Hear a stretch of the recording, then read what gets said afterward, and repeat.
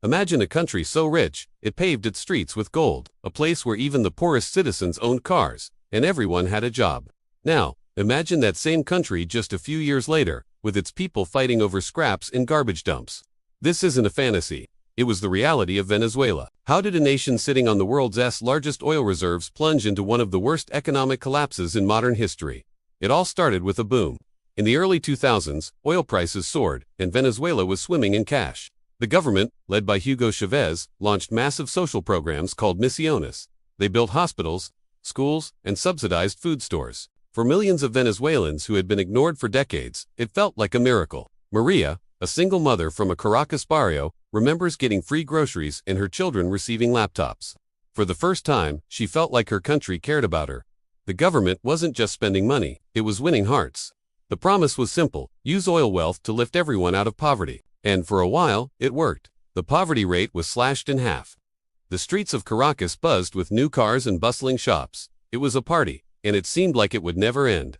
But the foundation of this paradise was built on a single, shaky pillar: oil. Then, the cracks started to appear. While the government was spending billions, it was also making some risky moves. They seized private farms, factories, and businesses, putting them under state control. The idea was to create an economy for the people, but the reality was different. Experienced managers were replaced with political loyalists. Production plummeted. The country that once exported coffee and beef started importing almost everything. Alejandro, who owned a small auto parts factory, saw his business taken over. Overnight, the factory that had been in his family for 2 generations was no longer his. He watched as inefficiency and neglect turned his life's work into a ruin. Meanwhile, the government was printing money like there was no tomorrow to cover the widening gaps. Inflation, the silent thief, began to creep into everyone's lives. The price of an arepa, a simple corn cake, started doubling every few months. The party was getting loud, and the floor was starting to shake. The music stopped in 2014. The price of oil, Venezuela's golden goose, crashed. It fell from over $100 a barrel to less than $50. The fire hose of cash that had fueled the entire country was suddenly turned off. The government, which had saved nothing during the good times, was broke. This is when the crisis became a full-blown collapse. The subsidized food stores, once a symbol of prosperity, were now empty.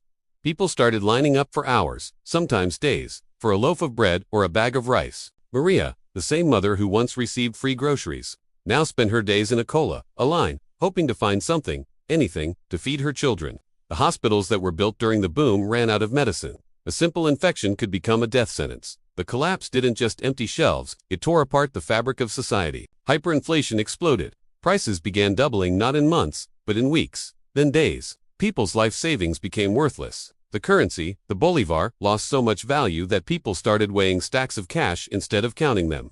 Crime skyrocketed. With no jobs and no food, desperation took over.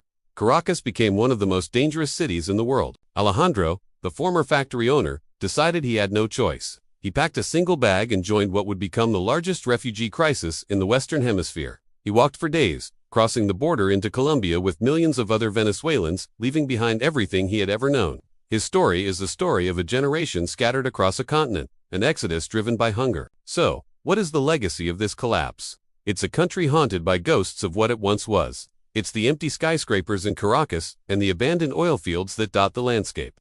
But more than that, it's the millions of scattered families.